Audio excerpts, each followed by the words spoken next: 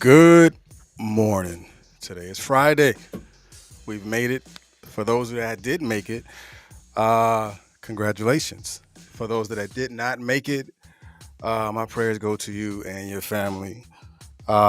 Because we all know someone there's someone somewhere who did not make it to see today, but you have made it to see today. And I pray that your weekend is even better than what your week was. If not, look at what you did during the week that can be restructured during the weekend to prepare you for your next week. But hey, my name is R2. Appreciate you for being here at Consistency is Currency. Being here on the platform has really taught me a lot. Um, just learning at being consistent, learning at duplicating or starting a process, duplicating a process, and keeping that process going. And it has taught me a lot. And in those things that I have learned, it's just been blessed to continue to do it. So again, I thank you for being here. If you're here right now, just go ahead and take this live. Go to your shared button, share this live on your news feed, or share this live inside of a group, because what we're going to be talking about today is sacrifice. What we're going to be talking about today is the power of sacrifice and let it go. The power of sacrifice and let it go. Now, for me, I'm going to tell you a quick story, which is like my tree trunk.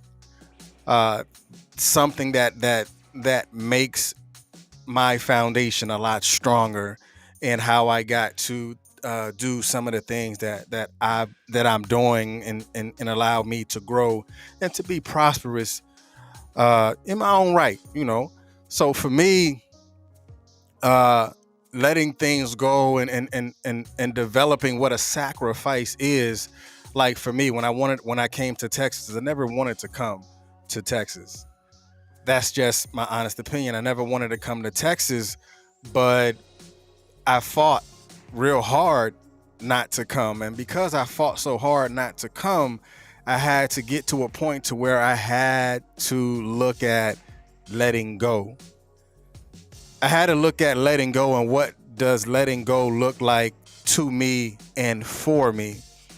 So for those that are prior service, yesterday was Veterans Day. So hats off to all the veterans that are out there, those that are still in active duty, National Guard or Reserve.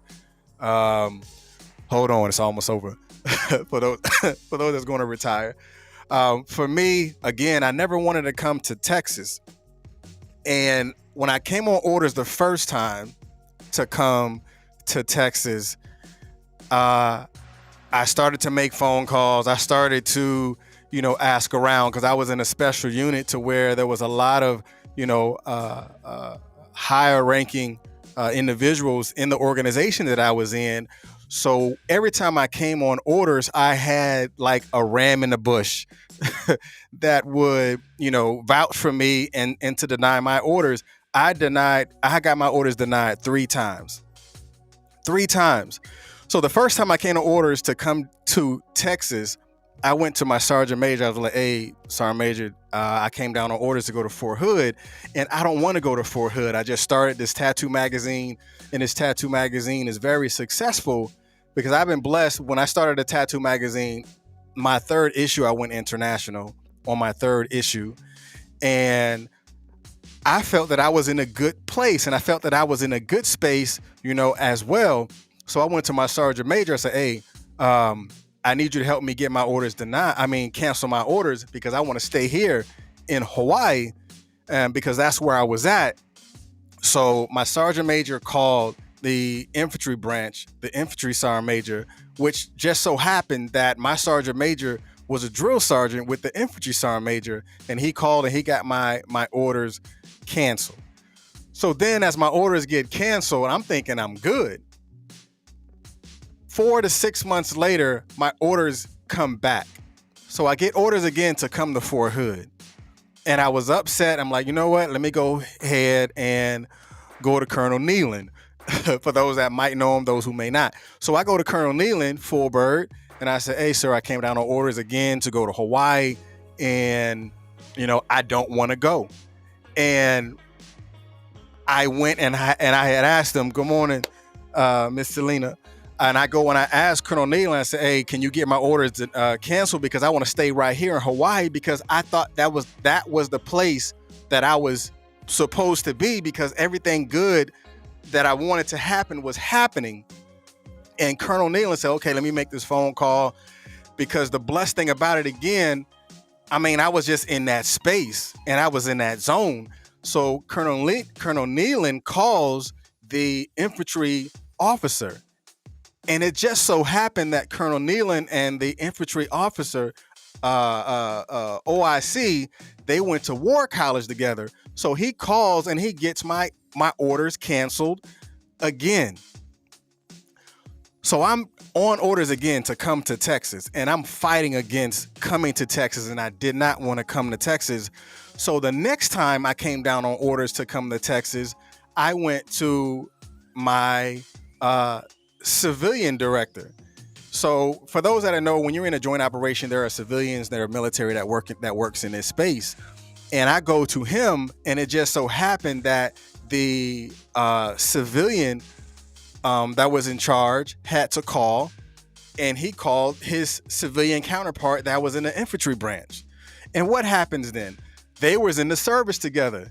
You see how things was lined up, and I thought I was where I was supposed to be. And then when they called, they knew each other, and they said, "Hey, I can cancel these orders, but I'm gonna tell you right now, he's gonna come back down on these orders again.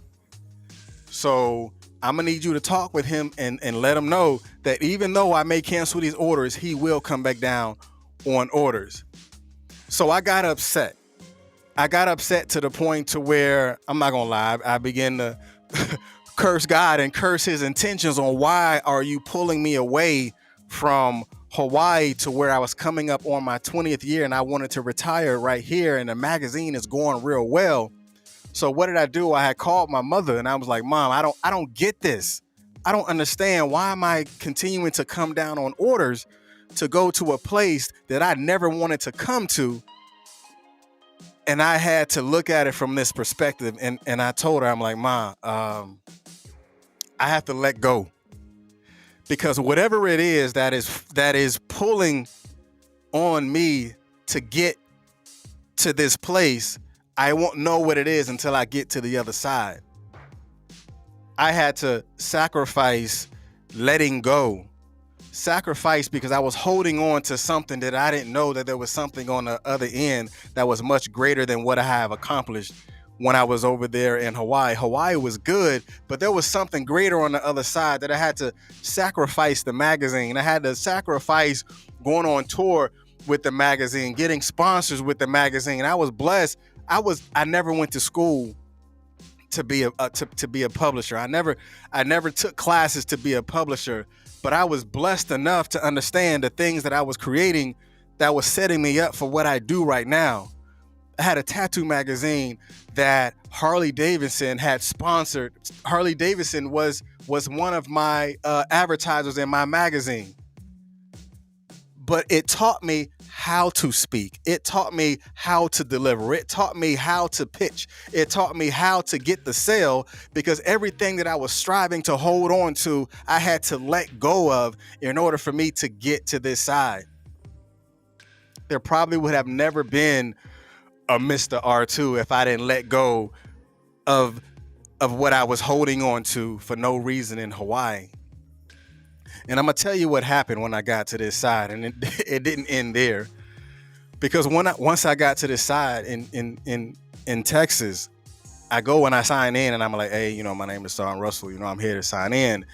And they told me that they didn't have a job for me. I'm like, "Wait a minute. How are you going to tell me you don't have a job for me, but you kept bringing me back on orders to come to Texas, but now I get to Texas because I let go of Hawaii to come to Texas. Now you tell me that you don't have a job for me." I psychologically let go in Hawaii to get to Texas for you to push me again to tell me that you don't have a job for me, because I didn't fully let go. I failed to fully let go. How many of us have ever been in a position to where we said we're going to let go, and like some people say, we're going to let go and let God, handle this, but you still doing it. You still making the phone calls that you wasn't supposed to make, but you said you was going to let go, right? Things are still happening because you didn't really let go. You still got your hand on it. You still have your hand to the plow on something that you said that you was going to let it work itself. But when I began to spiritually and psychologically let go and allow myself to be at ease, once they said I didn't have a job, they said, okay, we're going to find you something and we're going to put you in this position until there is something we find for you. But I didn't know the things that they were finding for me was something greater than what I've ever experienced in Hawaii. I didn't know the things that I needed to let go was going to put me in a place and in a position to be more and much of an influence than I was where I came from. Because when they removed me and put me in this purgatory or put me in this employment hold until they found me a job, the unit that I left from came down on orders to go to Afghanistan 2 weeks after I left. I've never been to Afghanistan, but I've been blessed enough to survive Iraq 2 times. But because I was striving and I was upset on why you didn't have a job for me, it put me in a position to not go to Iraq. Not to go to Afghanistan. But then when I let go and I get again to this new job that they found for me, this unit came down on orders 2 weeks after I got there to go on this deployment for 9 months. But when I get there, I was upset. Why? Because I'm like, how are you going to, for those that know, when you leave overseas assignment and you come to a stateside assignment, you're supposed to be, you're not supposed to go back overseas because now you have that stabilization, that overseas tag. You're supposed to stay, without going back overseas. But that didn't work. I fought again. I got upset again. I put myself again back in that space of denying and letting go. But when I begin to let go, it's like, you know what? Whatever. I'll go on this deployment. Where's my packing list? I go to CIF. I get all my stuff. I'm getting ready for this deployment. Then what happened after that? And once I get there and I get to this deployment, my son was like, hey, I'm talking to him on Skype. And he was like, Dad, I want to come stay with you. Now, I've been striving to get my son since I wanted my son to be with me since he was 7. But here it is, when I get to the point of completely letting go, when I get to the point of completely releasing everything that I was fighting against, my son then come to me. And if I wasn't in that space, it would have never happened. If I didn't learn how to let go in Hawaii and let go all of the things that I thought was tangibly mine, it was the intangibles that I had to let go of to allow the tangible things that I've been blessed with right now to happen. I wouldn't be right here in front of you if I held on to whatever I thought Hawaii was supposed to be for me. Hawaii was a paradise because Hawaii was the ground that taught me how to do business. Hawaii is where I began to learn and be mentored by great people in order for me to be where I am right now. But I had to learn how to let go. I had to learn how to sacrifice to get to this point. How many times have you held on to something that you're supposed to let go? That is a question that only you can answer. How many times? And for me, I learned that lesson, not the hard way, but I learned that lesson the reasonable way. I had to do it within reason. And I had to understand it. So that's my story of letting go, learning how to sacrifice the right now, learning how to sacrifice in the moment actually prepared me for something greater. And I had to let go. So I'm going to tell you the story that came with that letting go. And I want you to look at it from this perspective. Every time someone let go, there was something that happened after that. So let's go back. And I want to paint this picture for you. When Abraham and Sarah wanted to have a child, Sarah had to be in a position in order for her to be with child. Sarah had to understand that she had to understand that in order for her to have a child, she has to come to an agreement with Abraham and say, you know what? I know I cannot bear you a seed right now. It is okay. Go to Hagar. Hagar is going to bear this seed for you. And when Sarah let go to what was supposed to be, and she allowed that to happen, she became the sacrifice, and Hagar had Israel. And after she let that go, then what happened to Sarah? Sarah then became with child. But she had to let go first in order for her to be blessed with the gift of child.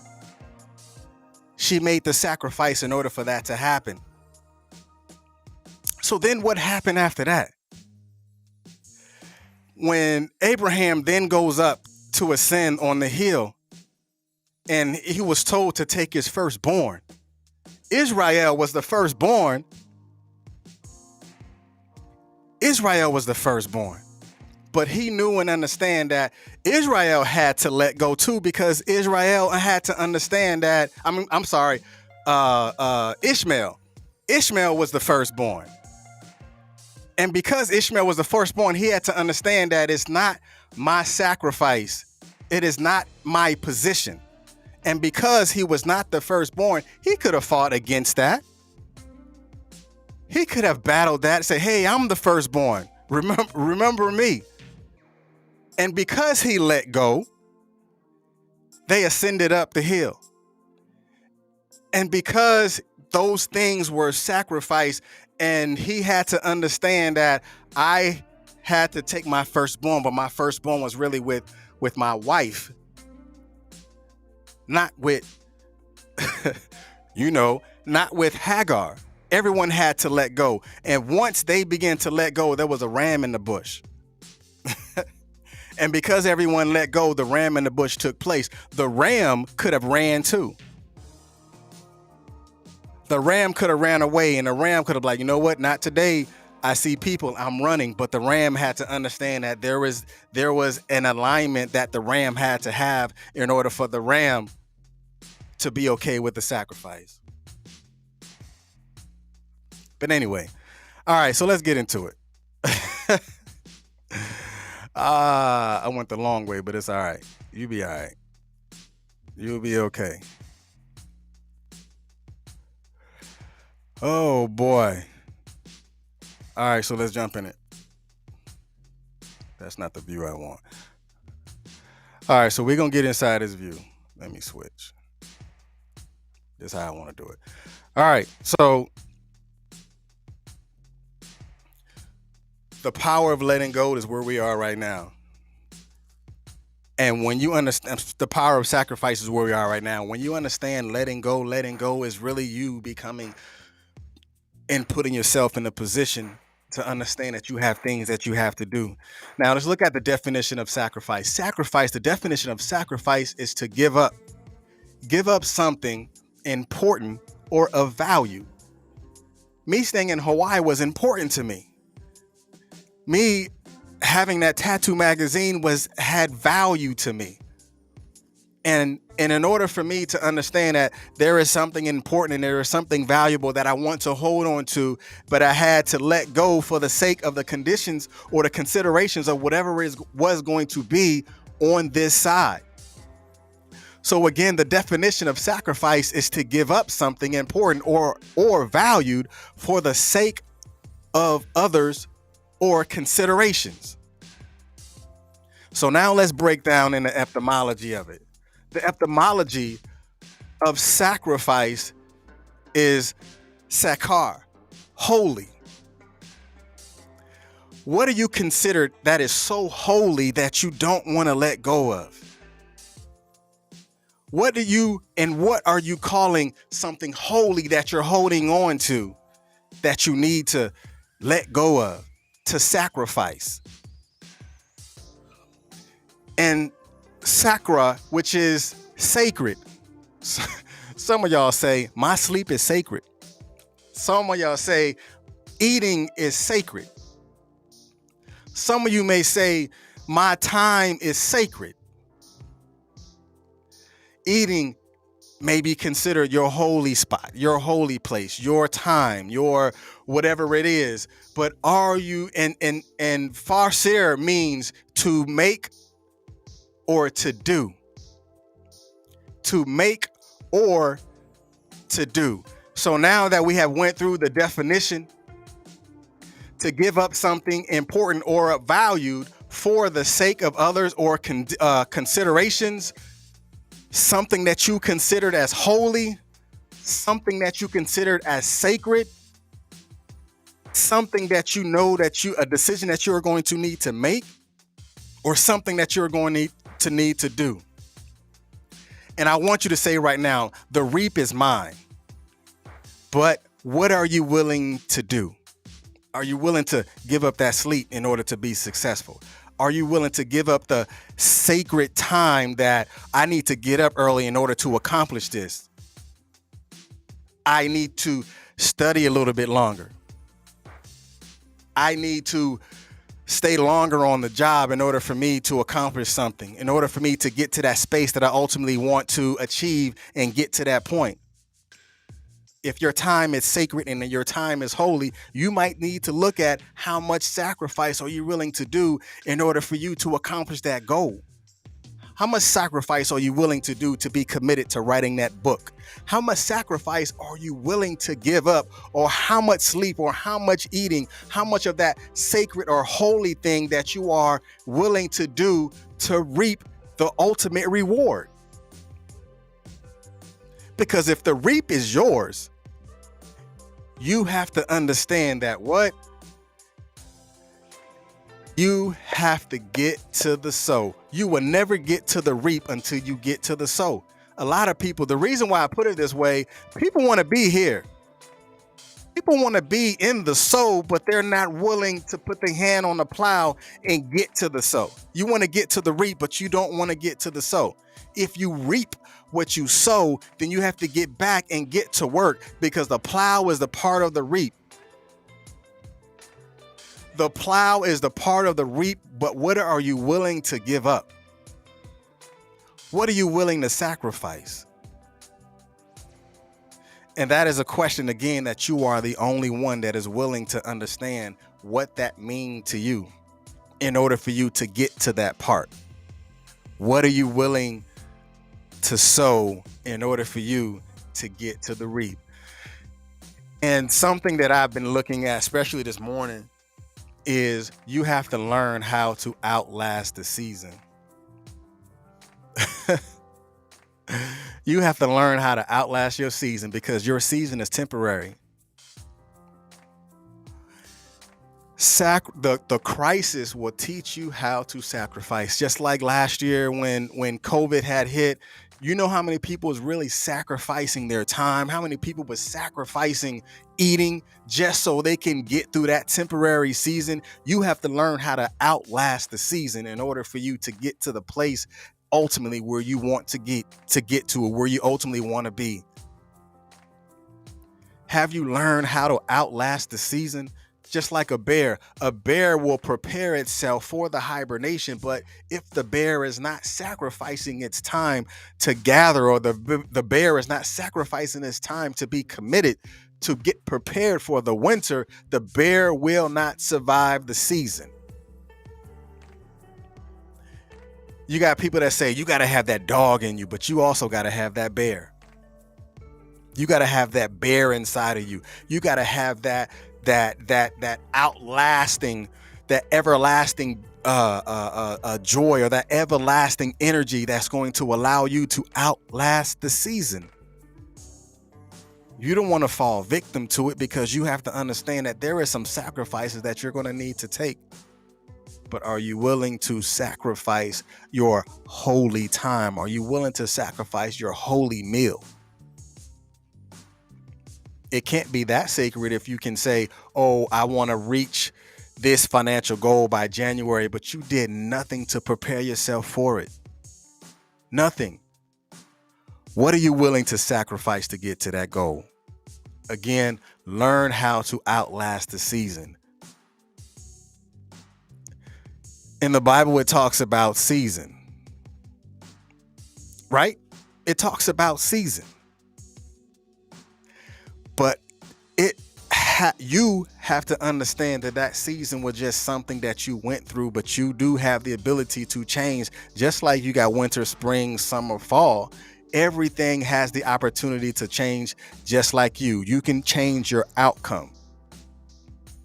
Crisis is something that we made up, we as humans, a word that we created because you were going through so much.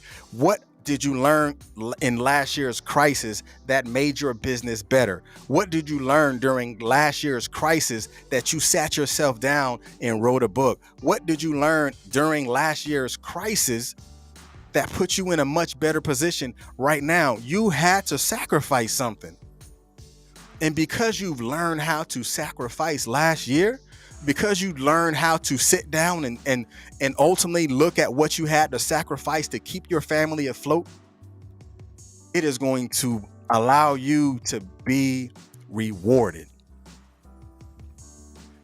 And the rewarding will strengthen that willpower muscle. What is that willpower muscle, Mr. R2?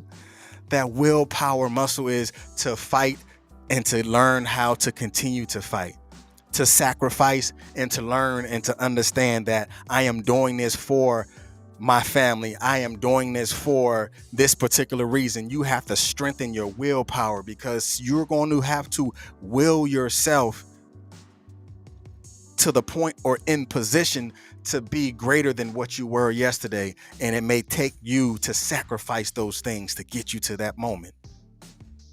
There is a reward at the end of the sacrifice. And I want you to understand that. And because you understand that there is a reward at the end of the sacrifice, you have to be willing to let go in order for you to see it. If I had to let go in order for me to see where I am supposed to be, you have to understand that your season is a season in season that you can ultimately change for the better. Pull that bear out of you. Pull that bear out of you and let yourself know that I am strengthening my willpower muscle. It's just like any muscle. When you work on it, it becomes what? Stronger. When you work on your willpower, it becomes stronger. You will learn how to resist. You will learn how to outlast. You will learn how to keep your hand on the plow. You will learn how to reap more because you sowed more. You will learn how to understand that in order for me to accomplish something, I must understand that there is work that is incorporated with the harvest. You cannot want the harvest if you're not willing to do the work. There are too many people, especially in this generation, they are ready for the harvest. They say they're ready for the harvest, but they're not willing to do the work that is going to get to that harvest. How many seeds have you sown that you did not come back and pour water on? How many seeds have you sown? How many seeds have you planted that you did not go back and pour water in it? You will never have the harvest because you did one thing that you thought was good, but you forgot that you have to sacrifice time. Even a farmer knows once it plants the seed, they have to go back and there's more work to do. Just because you plant it doesn't necessarily mean there's going to be a harvest. You still have work to do, but you also have to understand you still have time. Time is only created by those who understand what time is. Time is just not on the clock. Time is just not on the watch. Time is effort. I probably should have wrote that down.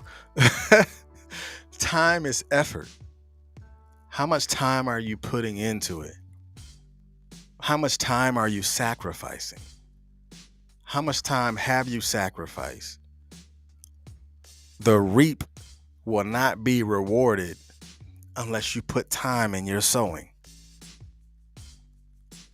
You will not strengthen your willpower muscle until you practice pushing yourself away from the table, until you practice pushing yourself greater and further. Because when you push yourself greater and further, you will learn how to outlast the season. You will learn how to outlast the crisis. Because during the crisis of last year, there are families who survived. Why? Because they knew they had to develop a plan. They knew they had to put their hand on the plow.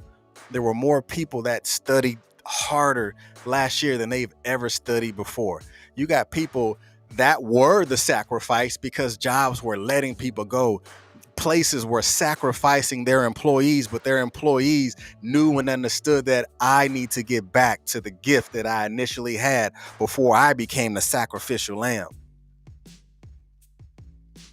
I knew that I was sacrificed by this job, but I need to go back to my gift. If my gift was cooking, then I am going to cook in order for me to outlast the season. Don't be afraid of the sacrifice, just like you should not be afraid of letting go. Sometime letting go will put you in a position to win. Sometime letting go will be that aha moment. And you have to be okay with it. You have to be okay. That's all I got. That's all I got. And I'm going to tell you something right now before we go. I want you to be okay with letting things go. I want you to be okay with letting people go. Because sometimes we pushed ourselves so far forward that we fell, that we did a face plant. Did you know that you didn't have to push? Sometimes we have to understand how to pull. I want to pull in my resources. I want to pull my child in. I want to pull my spouse in. I want to pull my goals in. I want to pull in my aspirations. Because once I pull them in, I know when it is time for me to let go. Learn how to let go and be okay with letting go. Hey, y'all be blessed. And remember, here at Consistency is currency. The more you do it, the more repetitions that you are with it, you will learn what sacrifice is. You will learn what to sacrifice. You will learn what to let go. You will learn how to withstand the storm. You will learn what you do during critical times. You will understand when the critical times hit, there is something that you've learned how to do in order to you to empower those that you surround yourself with. Y'all be blessed. Peace. Dang.